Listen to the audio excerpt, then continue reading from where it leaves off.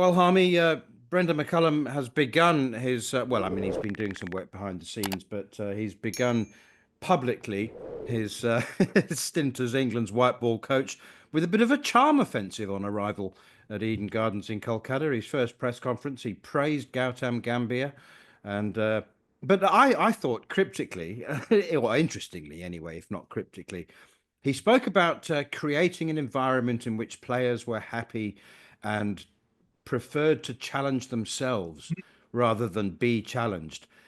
And it did strike me that that's probably not Gautam Gambhir's approach to coaching.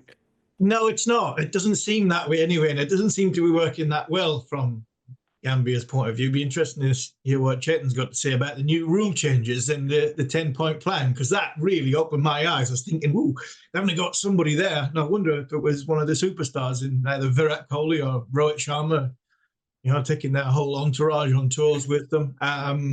It'll be interesting to find out. I'm sure there's nothing sinister in it, but hey, look, they're in Calcutta. It is Gautam Gambhir where he captained Brendon McCullum, so he's always going to say nice things about him. I'm with you though. Is it sort of cryptically just praising him, looking across, going, "You're under so much pressure, mate." I mean, I would not fancy your job for love nor money. And as much as Brendon McCullum has been talked about as potentially the next or one of the next India coaches, I mean, he just looks so laid back. We've just been with him in New Zealand, and not for 1 minute do I think Brendon McCullum would really enjoy coaching India. Everything that pressure that goes with it. I mean, you look sometimes, and if he's lying in between sort of tea and the end of play, whether Baz is awake on that balcony or not. I've said that a few times. I mean, I don't think he needs the pressure of. He doesn't need the money. He's got a few quid, so I just wonder if he's putting a little bit more pressure on his mate there, Gautam Gambhir, by saying what a good job he's doing, considering he's lost to the likes of New Zealand and one or two other countries. I look at the T20 series, and I mean, England have never beaten India in a bilateral series. T20 over there, I fancy England. I really do. I look at this England side, and I think it's not a bad side. India in transition, yes, they've gone from the big names, the more sort of the superstar names of Kohli and Sharma and one or two others. Bumrah's injured. I fancy England. I really do. And when Brendon says he's wanting the players to challenge themselves and not be challenged, I understand what he's saying, but it's always nice if you don't believe that somebody is challenging themselves or aren't pushing themselves, just to give them a nudge in the right direction. I'm thinking the likes of Liam Livingstone was given a challenge of being captain not long ago, and I think he rose to that challenge. I don't think that was Liam challenging himself. I think that was a responsibility I think he possibly needed, and he was given the nudge. I also think there's one or two maybe he's looked over the shoulders and gone, right, I'm not lucky to be here, but I fit into this new regime, because there's one or two who doesn't. I can think of one, Sam Curran, especially. So there's one or two looking over the shoulders going, if I don't sort of work hard and get myself in a position to be the best team person, or to do the team thing well, then I could be on the next plane into franchise cricket as quicker than I possibly thought I was going to be. So I think that's what the new regime brings. I'm really excited about it. I look down the list and see some quality fast bowlers. Yes, the year that Atkinson's had, hoping that continues. Having Wood and Archer in the same squad, the difference of Mahmood, from a trajectory point of view, and if you do get the ball to sort of reverse, that is an asset and a weapon. So I look at this England side, and I think it's a very, very well balanced side, and hopefully, shackles are off, different combination between captain and coach, and you might just see a more relaxed Jos Buttler. I don't think you'll see any different tactically, because I think that's the way Jos is. But for me, I think hopefully you might just see a little bit more relaxed, a bit more enjoyment. Hopefully he doesn't keep has the gloves on. He's standing mid-off, talking to his bowlers, having a good time, driven by Brendon McCullum. I'm very, very excited about the next 3 or 4 weeks. What's going to be live on talkSPORT, the 5 one-days and 3 ODIs. I promised a couple of our listeners and viewers, I think, who contacted me directly. They said, given how much there is in 2025, given what a big year it is, why are Jofra Archer, Mark Wood and Bryden Carse playing this T20 series. A lot. I mean, actually, 3 or 4 people contacted me and said, if you take all of the series and tournaments and formats in 2025, this is probably the T20s, probably the lowest on the priority list. So why are those big 3 there? I mean, I did say that you can't wrap players in cotton wool, but I also said that I would refer them to you for the definitive answer. Yes, well, it is a valid point, and it's a good question. I don't see them playing all together. First of all, in the T20s, I think McCullum and Butler would like a bit of pace there and a point of difference. So I think that you can throw Atkinson in there as well. I think he's earned the right over the course of this last year to be in that conversation as well as the 4 fast bowlers. I can see Mahmood doing a little bit more of the donkey work and playing a lot more games, because I think there'll be a lot of protection on Wood, huge amount of protection on Archer. The Carse one's an interesting one. I think Carse has got to play, because I still think he's finding his feet in international cricket. Going to India, playing in T20s, bowling 4 overs for his development moving forward, playing on the big stage. I think this is important. I really do think it's important. It's all well and good saying we need to wrap him up in cotton wool for test matches. I mean, he's just played a test series in New Zealand. I mean, manners, we've just been in New Zealand. It's very, very nice. It's very, very green. It's very beautiful. And there's about 6,000 people.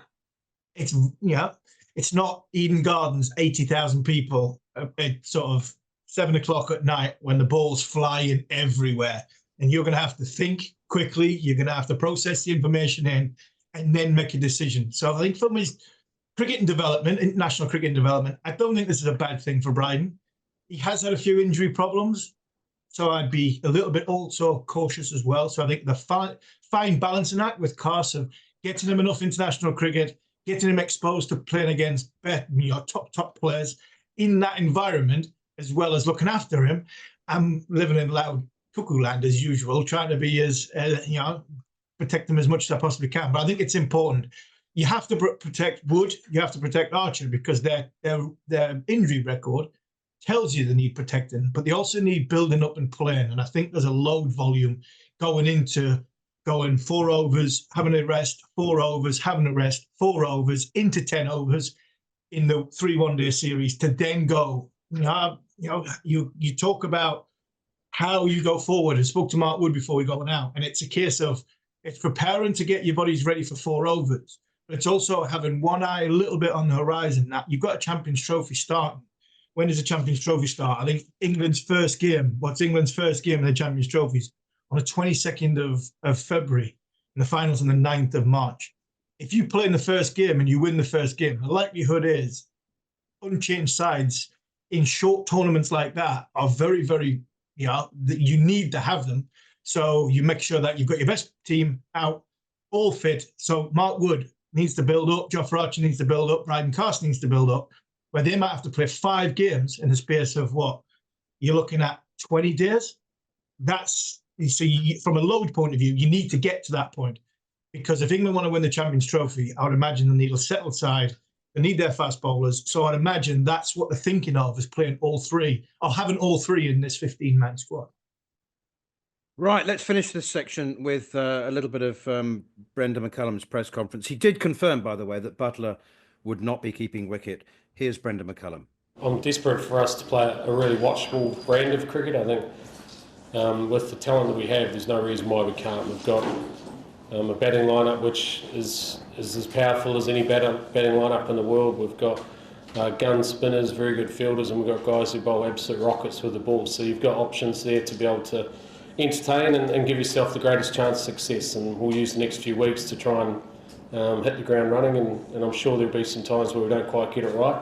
But that will be, hopefully we'll chisel away at that over the next few weeks. And we'll be in good shape come that Champions Trophy. But we're very, very much focused on this series, knowing that India are a very good cricket team, particularly in their own conditions. That's England's new multi-format coach, Brendon McCullum, and we can all look forward to that. Most exciting team in white ball cricket as well as red ball cricket. Right, a reminder, you can hear live and exclusive ball-by-ball commentary of England's whole white ball tour of India here on talkSPORT 2 and the talkSPORT Cricket YouTube channel, with the first T20 getting underway at Eden Gardens in Kolkata on Wednesday afternoon at 1:30. You're listening to Following On with me, Neil Manthorp, along with former England fast bowler Steve Harmison. Next up in part 2, we'll discuss India's squad that was named for the Champions Trophy and ask how big a series is this for their under fire head coach Gautam Gambhir.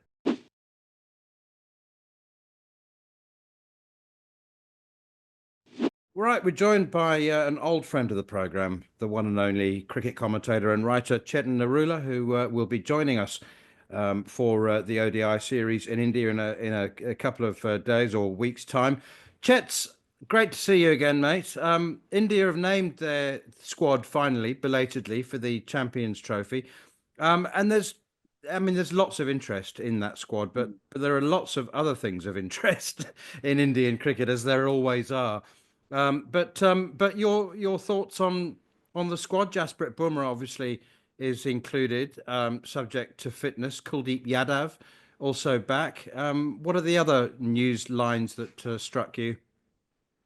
First of all, it's great to be back on the show and great to be back on the team with you guys. Looking forward to the ODI series. And of course, the third ODI will be the one to watch out for.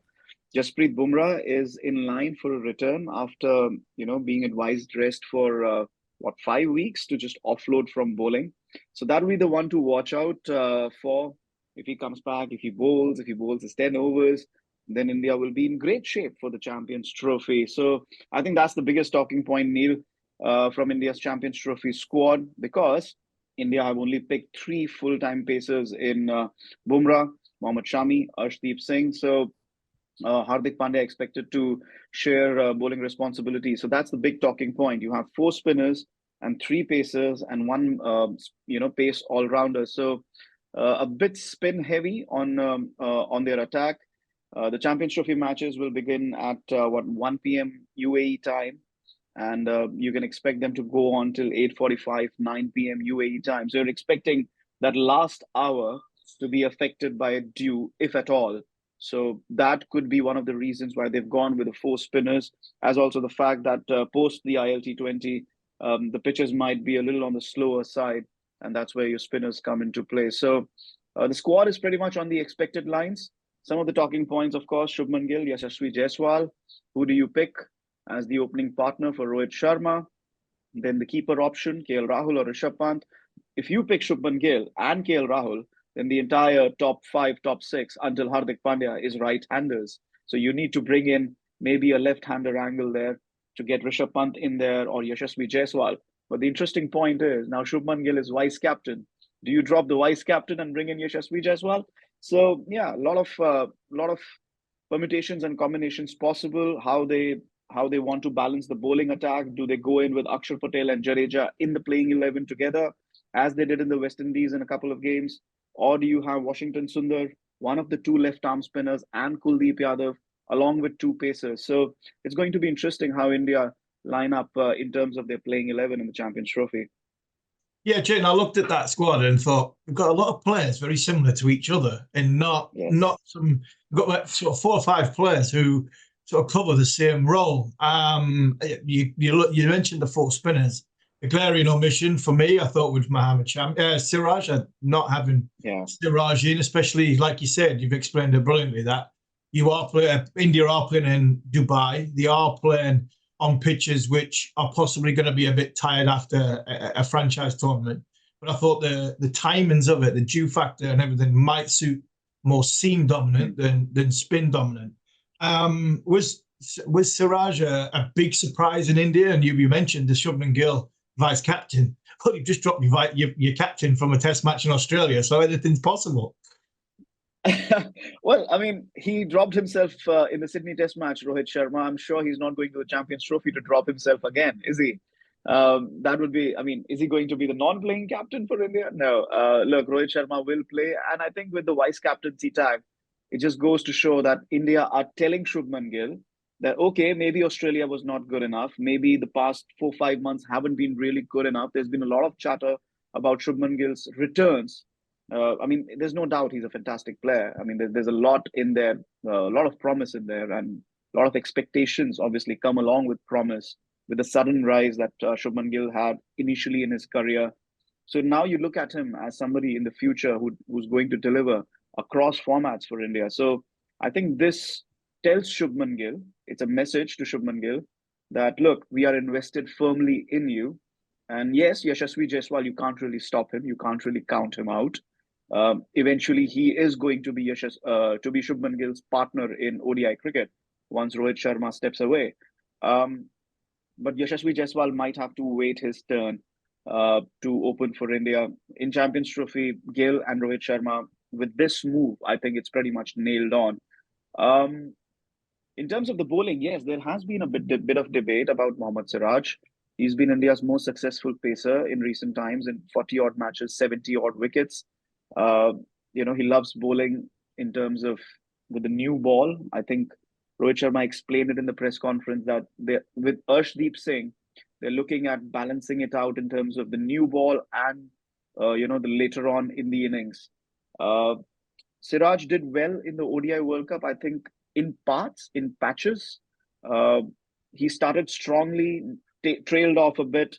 I think India missed a trick by not giving him the new ball in the final because Mohammad Shami struggled with the new ball on that particular day, and Mohammad Shami had been coming first change. It's a big talking point here because Harshit Rana has been named replacement for Jasprit Bumrah for the England ODI series. So there's the question mark. If Bumrah doesn't make, fingers crossed, first of all, you hope Bumrah makes it because otherwise the entire Indian team takes a completely different look altogether. But if Bumrah doesn't make it, then are you taking Harshit Rana to the Champions Trophy? Because then it would be really lightweight on experience. Recently, I was doing commentary on the domestic games where Mohammad Shami was playing. And while he's fit, he's not really looking the Mohammad Shami that we know of. He's not looking like he's in rhythm. He's not bowling at full tilt, which is why it's an interesting selection that he's been picked in the T20 squad to face England. He'll be trying to bowl at full tilt, trying to gain that rhythm. That's very vital going into the Champions Trophy. It's interesting times. I think Mohammad Siraj is just a little unlucky to miss out, given his returns in ODI cricket. It'll be interesting to see what happens with Jasprit Bumrah's fitness. Chetan, we can talk about the squad and on-field matters for hours, and we will do in a few days' time. But before we run out of time, I'm absolutely fixated on Gautam Gambhir and his. He's a my way or highway guy. He's a disciplinarian. I just mentioned to Harmy in the intro that Brendon McCullum today at his press conference praised him as a strong leader of men, and I'm absolutely fascinated by whether he's a little too strong and a little too much of a disciplinarian, and I'm fascinated by this 10-point plan. I don't know how much truth there is in it, but the diktat from the BCCI that squads in future will all travel together on the coach, on the bus, and that they won't be able to have players, wives and girlfriends or families on tour the whole time with them as they were during the Border Gavaskar Trophy. I'm old enough to remember when, it was only wives, no girlfriends, and they were allowed a short window on tour. I even remember the days when they were banned. Is this going to work? It seems to be a bit retrogressive, a little bit of a step backwards. Or did the players go too far? Well, I wouldn't say the players went too far because the restrictions were relaxed because of the COVID times, the pandemic times, because they were all staying in a bubble and they were traveling from one series to another. So they were not really seeing their families, and that was why the restrictions were relaxed by the BCCI, so that they could have the families in the bubble and they could meet them and see them and be with them during the pandemic times. Because this is it's not really going back too far. In 2018, I was covering the England series. India were playing in England, and India played in Australia, etc. and on. So these restrictions were in place even in 2018, and the players had no issues at that time. So they all went in a coach or the team bus. The players' families were there for 2 weeks or 2.5 weeks on the England tour, which was a lengthy tour, almost 2.5 months. So these restrictions aren't really that regressive, I would say. This has been the norm in Indian cricket, not too late, just past the pandemic. So I think it's not something that you would say that would cause the entire team structure to be really upset about. I think it's pretty standard. It's pretty normal.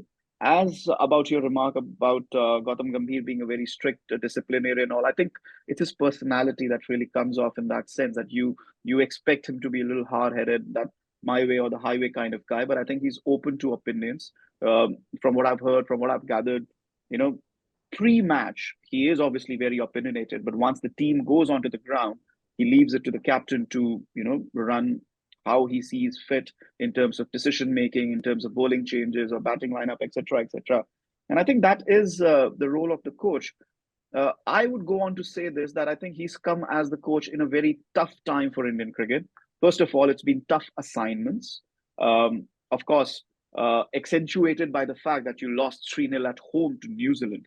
Otherwise, it's been tough assignments. You look at the Border Gavaskar Trophy, the Champions Trophy, England series coming up. Then there's the T20 World Cup at home.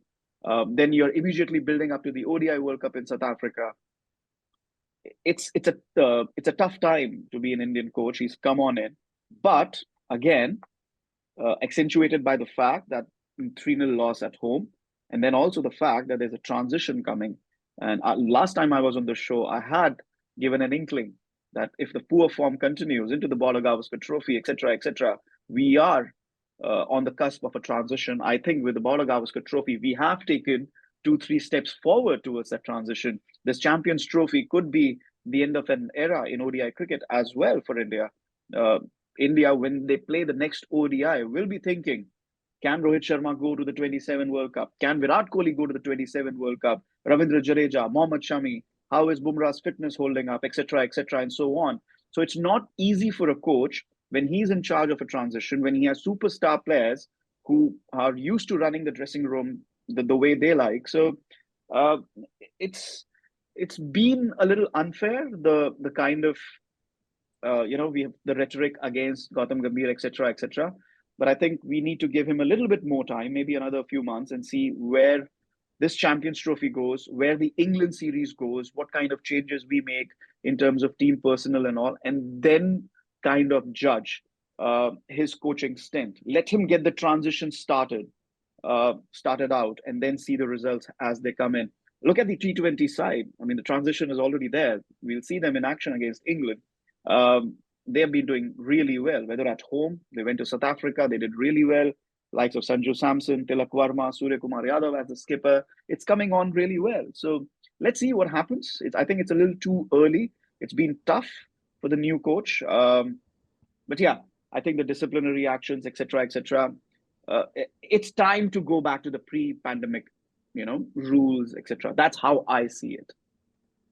Yeah, and you probably just answered the question I was gonna ask, but okay. I mean, with all that, losing to New Zealand, you mentioned all them players who are coming to the transition, the discipline stuff, which I think grabbed a hell of a lot of headlines. Rohit Sharma's leaving himself out, losing Border Gavaskar, losing New Zealand, and then probably losing if they go and lose the T20s to England, when you're saying there's a little bit of transition. The transition around the corner is in Rohit Sharma, probably Virat Kohli, and one or two others not coming.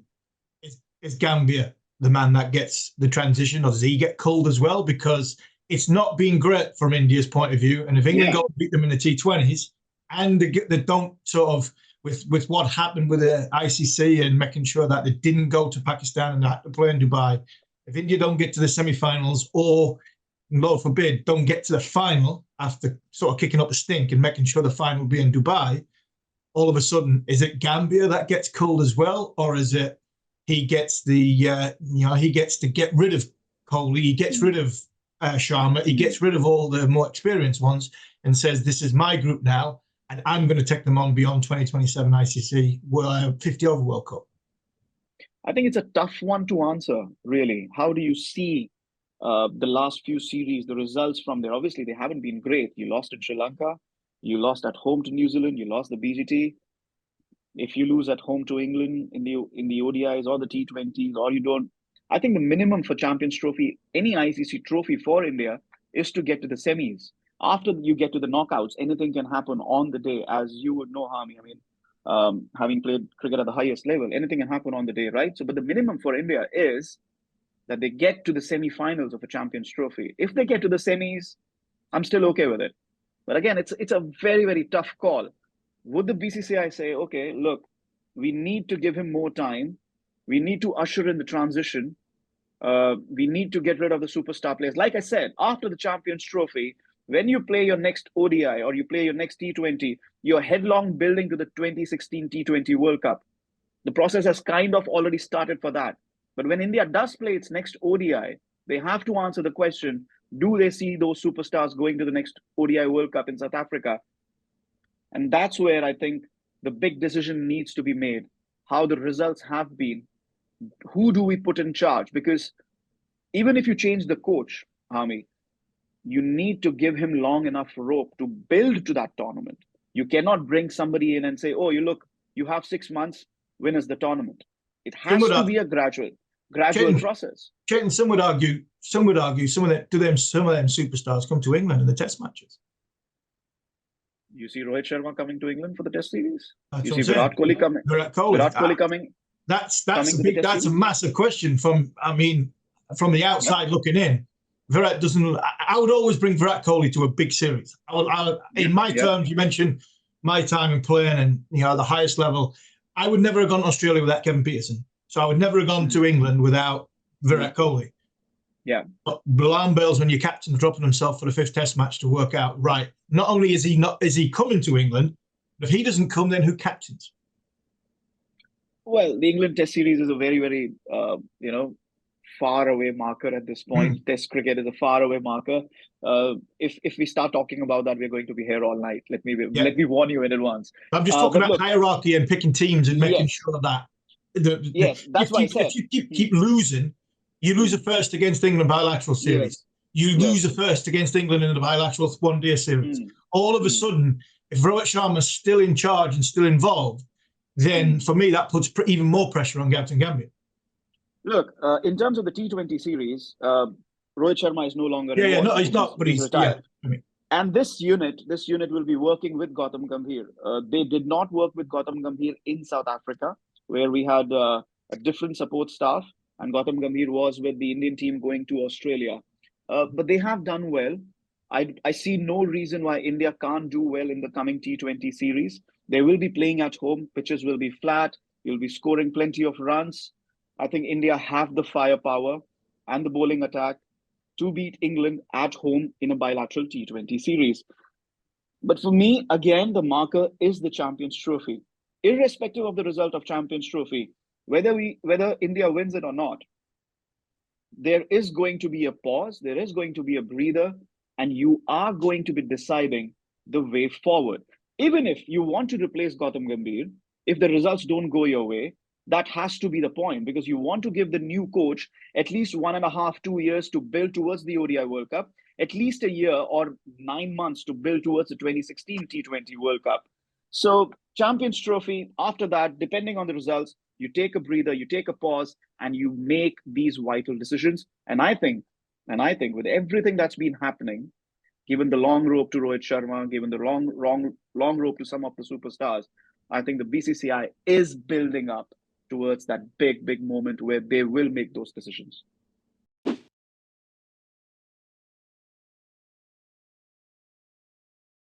Right, time to talk to our second live guest, Anthony McGrath, head coach of Yorkshire.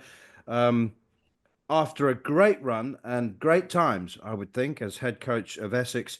Mags, the obvious question is, was it hard to leave? Was it a wrench? And would you have gone anywhere else apart from Yorkshire? It was tough to leave, yeah. As you mentioned, had some great times there. About 10 years, it seemed to have gone so quick. And yeah, I guess a bit of success we've had. And the people in general, it's a fantastic club. So it was a really, really difficult decision. And I think, as you just pointed out, the thing that swung it probably was Yorkshire. And, having played here for many years and family's still there and things like that. And I think the challenge ahead was something that was going to be difficult to pass up. So that ultimately was the choice I made. Mags, interesting time both Essex and Yorkshire. Essex are probably not far from a little bit of a rebuild. A few experienced players. Cookie went a few years ago. Some experienced players bringing some young players in, and go to Yorkshire. And obviously, we don't want to go over the sort of problems I've had in the past, but getting back into the first division, you've got a lot of young players, and it seems as though that's a developing, ongoing project. So it seems exciting times for both parties. Was it probably the right time for you to go to Yorkshire, let Essex have their rebuild, and you be part of what is exciting times back in the first division from what is no disrespect to Essex, a big county?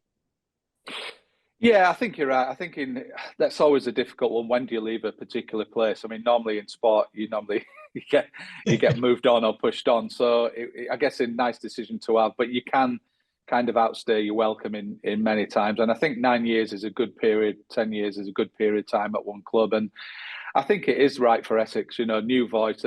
Obviously, Chris Silverwood coming back with huge experience, and probably a good period in time for them to start again and have a look what's next. And for me as well, a new challenge, to test myself in albeit a familiar environment. It is new because I've not been around and seen a lot of these players, but it's very exciting, Army. As you said, the young players have probably had some real good experience now over the last 2 or 3 years. They've been thrown in when they probably weren't ready. So they've had some good and bad experiences, but the way they finished in Division 2 last year to get promoted is really, really exciting. I think there's a group of 5 or 6 of them now who are very, very talented and are wanting to push on to that second part of their career and push for international and franchise honours. And given the experienced guys we've got and a sprinkling of magic dust with the English players we've got, if we do get them at some point, it is a really exciting time for the club.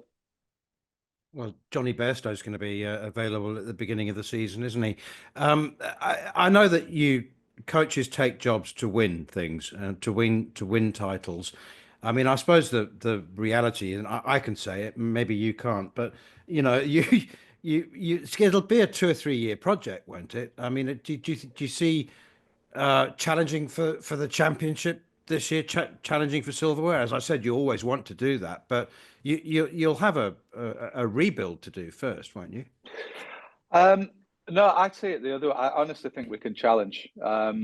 That's one of the reasons for taking the job as well. I mean, I'm always reluctant to kind of give yourself an excuse of a transition. As I said to him just a second ago, I think the players have kind of had that transition in their career and they're ready to really, be a part of the team and be a consistent part of the team. And I think at a club like Yorkshire, you can't go through transition. I think if that's the message to the players, then that almost gives them a little bit of an excuse. So to players and staff, we have to, 1, believe, and 2, put in performances that can challenge for the championship and T20. Obviously, the 50 overs is a little bit different because you do lose a lot of players, but I think we have got a good core of squad, and adding in, hopefully a couple of good overseas players, then I believe that we can challenge. You mentioned overseas players. I think there's 1 or 2 counties. I think Lancashire fell foul last year. I think Yorkshire had a decent. I mean, Sean I thought was excellent for Yorkshire last year. I think Lancashire fell foul of maybe not having the best of overseas, and they subsequently had a struggle and they went down. But you've got Johnny Bairstow back. First of all, what's it going to be like to have Johnny probably full time for the first part of what is the championship, the Red Bull part of the summer, and then what you're looking for in your overseas, because it just seems as though the teams that got the overseas right, and you've had it for years at Essex with Harmer. If you get that overseas right, they're worth their weight in gold at getting you to the top end or propelling you to the top end of the table. Yeah, well, firstly on overseas, you're absolutely right. It's getting increasingly harder every year with this competitions and franchise going on every part of the globe in the monthly. So gone are the days we're probably lucky at Essex, we have in Harmy completely there all the time. So I think you do need the best you can get, but for as long a period as you can. The PSL being running alongside the IPL this year doesn't help. But if you look at the makeup of our squad, we need bowlers. We've lost a couple of bowlers. So overseas bowlers we're looking for in each form. We've not quite got there as yet, but hopefully in the next few weeks, now the PSL draft has come along, There's going to be the IPL replacement players, so that will take a few out. But we're concentrating on bowlers in Championship and T20 really. And as you say, if we get that right, I believe that's going to be a huge part of our strategy going forward. And then second part with Johnny, I think, look, there's still a chance he might get called up by the IPL with the replacement stuff. But if he's here, I mean, it's going to be massive for us to have a Johnny Bairstow playing for you in all forms potentially is very, very exciting. Obviously, he's still, wants to get back in the England setup. And I think if he can put performances in, you never know. But he's still absolutely quality, his box office. And not only his performances on the pitch, I think it gives us a huge lift off the field as well. Mags, 2 questions from me. You can take your pick or answer them both. I'm fascinated to know your views on the ECB's change on its stance with NOCs, non-objection certificates, trying to I mean, I don't know whether it's enforceable. I'm a little bit skeptical. I think it's an honourable attempt to strengthen the authenticity, or I suppose, of the championship, and not have players coming and going around the world. There's that, and I'd love a word about David Milan, who signed a white ball contract but is still available for red ball cricket, which I think is interesting. Shall I take David first? That's probably an easier one. Yeah, he has signed a white ball. He didn't play red ball last year, but the chats we had before he went away to Bangladesh, he's keen to play some red ball cricket again. Now he's lost his England kind of one-day contract. He hasn't been picked up in the PSL, so he will be available early season.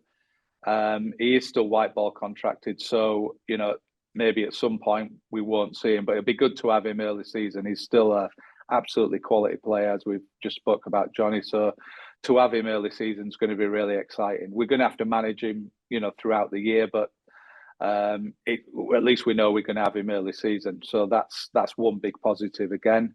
On the NOC, look, I don't know the legality or ins and outs. I get why it's been done, as you said, to protect the value of the domestic season. I think it probably just needs a little bit more ironing out, I guess. I mean, I know there's a few frustrated players around. I'm sure it might change depending who you speak to. But I think it's inevitable, these conversations. With the ever-changing landscape of cricket, we're going to have to find a way of making people available for English county cricket, because it's getting harder and harder, not just for overseas players, but our domestic players as well. If they're going to be offered all this money in franchise league, it's bloody difficult to turn down. So I get it from both sides. I'm not trying to sit on the fence, but I mean, it's going to be a brave man who eventually solves this problem, if it is solvable. And finally, from me, Mags, what's on the horizon for Yorkshire? You've got your sort of feet under the table. You're ready to give the players the pre-season, getting ready for the season. What is on the horizon? Are you got an overseas pre-season? Are you going anywhere ready for that first game? And which is obviously the first sort of 6-8 weeks of the championship season is always pretty congested. Yeah, 7 games in 8 weeks. It's a tough one, but an exciting one at that. It shapes your season. I think if you're in the mix after that, you've got a really good chance for that second part of the year. We've got a pre-season tour to Abu Dhabi, so we'll be out of the Yorkshire sun for a couple of weeks instead of the East Stand, which is always good. I've been used to a bit of warmer weather in Essex. I didn't realise consistently how cold it was. You know better than anyone. I'm in Durham, so I was an adopted southerner for 10 years. But anyway, we're going to Abu Dhabi, which will be really good because it's probably first time we'll have all the squad together, and we've got a new set of coaches as well. So to get everyone together ahead of the season is really, really important, not just on the field, but to get that camaraderie off it. But the main focus now is to get some overseas players in. I think that's going to be critical, as you flagged up a few minutes ago. So we're working really hard at that. Hopefully in a couple of weeks we'll have that part of the jigsaw solved. And if we get that right, I think we can be a force this year. And I think it's exciting. It's going to be a really enjoyable season to be part of.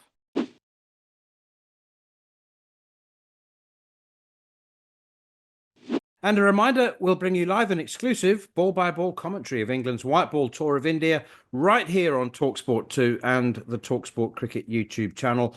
The first T20 gets underway at 1:30 on Wednesday afternoon.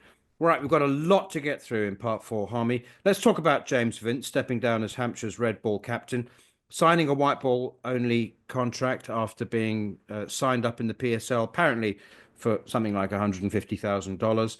The PSL clashes with the opening few weeks of the county championship. The ECB wouldn't issue him an NOC, so he quit red ball cricket. I don't have a problem with that. We've had McGrath on in our earlier part of the show, and he talked about, how hard it is and the landscape of it. You mentioned about these NOCs, or the legal or the not. James Vince has moved to Dubai, lives in Dubai, so I would imagine there'll be resident issues back in this country. I think for me, if I was Hampshire, yes, he doesn't become captain. He take the captaincy away from him. I'd go down what Yorkshire got with David Milan. If you're available to play red ball cricket, and he is available, if he makes himself available and he's up for selection, and we're in a position to select him, we'll select him. That's common sense. Don't harp too much about these NOCs. Don't harp too much about franchise cricket. He's decided that he's met his bed. He's going to go and play franchise cricket around the world, gun for hire. So be it. Good on him, right? Yeah, I think he's served his time. He's had to go with England red ball, had to go with the white ball. He's done Hampshire proud. He's a very, very proud Hampshire son. And for me, he deserves to cash in. What Hampshire could do, if they need to, still have him on a part of his contract from the red ball side of it, which would be he'd get paid per game if he plays red ball cricket. Common sense. If we need him to play red ball cricket, we'll bring him in. And he's available. Perfect. If not, so be it. We just plays his white ball stuff for Hampshire. He's still a Hampshire player. For me, I don't see I don't see too much of an issue with it. A lot of talk about X, Y's and Z's. At the end of the day, he's made his bed. He's gone off to play in the PSL. Let's be fair. It's gone for money. Good for him. Let's not dwell on the NOC stuff and that, because I think there's a bigger hornet's nest to be coming from that. Quite right. I've got two mottos in life. One is eagles may soar, but pigeons don't get sucked into jet engines. And the other one is don't judge. Don't judge James Vince. Don't judge. I mean, he had issues with the security at home and all of those things. Just don't judge. Let's talk about Test cricket. Pakistan prepared an absolute bunsen in Multan. Shortest Test match ever in the history of Pakistan. A place where Test matches could last 8 or 9 days on some of those pitches, but they've prepared an absolute bunsen and swatted the West Indies away. And Mohammad Rizwan was really bullish. I don't know whether you saw it, but he was saying, you know what? England prepares seaming wickets, New Zealand prepares seaming wickets, South Africa prepared bouncy wickets, and we haven't got a chance, so we're going to prepare wickets we want. A bit of a throwback, wasn't it? It was a throwback to the ultimate. I love that. Love it. Honestly, I do. I love it. I'm not one of these ones that stop Somerset like 6 points when Harmer's spinning it everywhere and Leach is spinning it to try and win the championship. No problem whatsoever. You're good enough. If you're a good enough cricketer, you can play on all surfaces. I mean, it's the same for both sides. Yes, it's your more home environment. I would love to be a seamer in Pakistan's team. I really would. That match, I mean, it's the easiest money you'll ever make. Just take 2 with a new ball. You might not even get 2 with a new ball if you bat. If you bat first, you might get a match fee for doing absolutely nothing. Field it fine. I can field it fine leg even now. 46-year-old, 20 stone. I'll field it fine leg. Perfect. What a job that is for the seamers. But no, joking aside, give them a surface, and these 2 boys are brilliant. I mean, they took 20 against England twice. They took 20 against West Indies. Fair play to the West Indies. They had Warwick had a good day, 7 for. I mean, I really don't have an issue with it. I think if you go to Pakistan now and play Test cricket, you're going to have to learn how to play spin, because if not, you're going to get beat. Another little personal favourite of mine. You know how I feel about lower order runs. Did you look at the scorecard of the first innings of the West Indies? Did you see? Yeah. Did you see that 9 and 10 top scored, And did 9 you and see 10 top scored, and did they put something like 40 or 50 on for the last 2 or 3 wickets? And the third highest score was 9. So the Yeah. three highest scores in the first innings were 9, 10, and 11. Gudakesh Mochi made 19. Jamel Warikam 31 not out, gave it a good old-fashioned slog, and Jaden Seals at number 11 made 22. But we are the best at that. We are the best. I mean, us bowlers are very, very good at facing good quality spin because we can't hit it. I mean, we can't hit it. You know, it's no problem. Where to say, many years and years ago, go out to bat. You got Glenn McGrath landing it 5.5 meters, and he's missing the outside edge. And I'm looking at him going, he can shout and scream and tell me how bad I am as a cricketer. I am not hitting that. Shane Warne's pitching it middling leg. It's an off stump. I ain't hitting that. If you bowl a bit closer to me, I've got a chance of trying to wallop it. That's what the good tail enders do. So it's no surprise that tail enders get runs against spin. They throw it that little bit fuller and they go bang. But against top order batters who think they can play spin or they try and be funky, they've got their number. Now, I mean, this Pakistan side at home, this Pakistan side in Multan are very, very good. Okay, a couple of quick ones. Stephen Fleming stepped down as Southern Brave head coach. Hardly a surprise. He works 13 months a year. He's just non-stop. A.D. Birrell, Hampshire head coach, is taking over. He's a quality. I don't know how much you've had to do with A.D. Birrell over the years, Adrian Birrell, but not much. He's a quality man, quality coach. So he's done a great job at Hampshire. He's done a good job at Hampshire. You look at that team, they're a bit like Mags talking about Mags and Essex, and they're going to have a rebuild soon. Hampshire, they're going to have they've started it with James Vince, so they're going to have a new captain. Dawson's coming to an age now. So is Barker. Abbas, will he come back? Probably will. There's another Seamer Abbott. So all these players are coming to an age now where they're going to have to be replaced. So, yeah, he's going to have a job on his hands, but he's done a really good job so far. Natural progression as well. Yeah. Okay. Two quick ones. We're on to the final word now. I suppose this is a bit of a serious question, really. So the women's under-19 World Cup is taking place at the moment, and the South African women's under-19, and they're girls, really. I mean, a lot of them are 16. Yeah. They bowled Samoa out for 16 with South Africa's opening bowler Ntabisang Nini taking 3 for 4 in 2 overs. Extras was the top scorer with 6. And we can mock and scoff. And a couple of batters made 3. That was the highest score. They were bowled out for 16.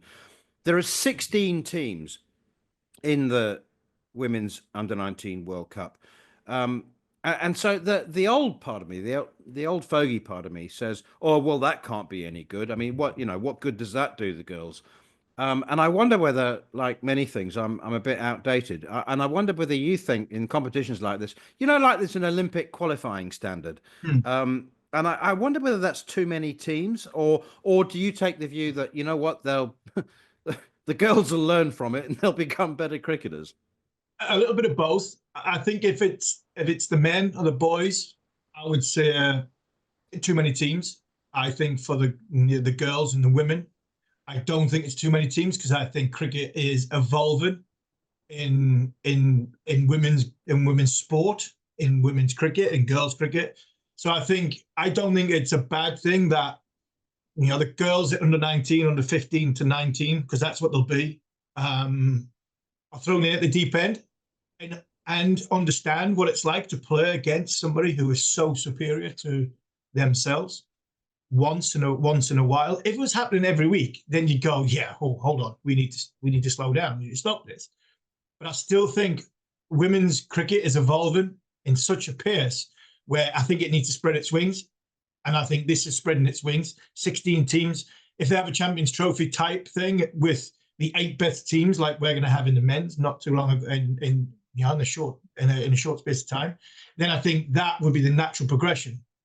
I understand what you're saying. Whether it's Olympics and you get the best 2 out of 6 to go with them 8 teams and have two pools of 5. that is a school of thought. But I still think that because of women's cricket is evolving in such a rapid pace, I still think we need to have as many players and as many countries participating, because we don't know which ones are going to be the best. I think we're still trying to find that out. So if there are players playing for the smaller nations who are streets ahead of anybody in their team, I think they could do with the exposure of playing against the better teams. So I think in women's sport, in girls' sport, I still think it's probably the right amount of teams. I think it was in men's or in the under-19s in boys, then I think it's too many, because I think it's more established, if you know what I'm trying to say. I'm very good at making long-winded statements, and I've just made one there. But I'm trying to say, I think the women's game needs to spread its wings. And finally, I don't know how you and I have developed this healthy obsession with the Bangladesh Premier League, but we haven't mentioned the ILT20 once. We haven't mentioned the Big Bash, but here I am finishing on the Bangladesh Premier League again. Graham Clark scored 101 off 50 balls for the Chittagong Kings against the Khulna Tigers. And I noticed on my perusal of the scorecards that Dom Sibley was opening the batting for the Khulna Tigers.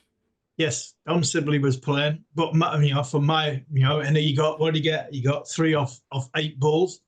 I mean, good for him. Good for him going playing. Forget the money situation. He's going for the money, yes, but a lot of people have had a go at Dom Sibley about the way he played Test match cricket, and he's now trying to play white ball cricket to enhance his cricketing ability. Yes, he's getting paid for it. I'm not that stupid.